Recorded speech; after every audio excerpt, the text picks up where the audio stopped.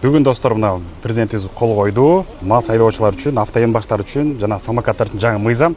Ошол боюнча мына ГОБДД МВД-КР айтып берсеңиздер. Саламатсыздар.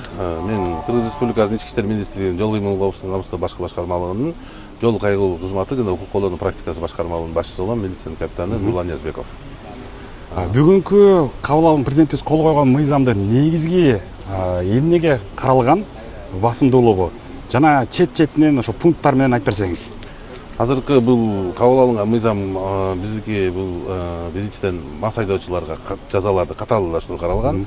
Бул жөн гана укук бузуу кодексинде эмес, жана кылмыш жаза кодексинде дагы катаалдаштыруу киргизилик.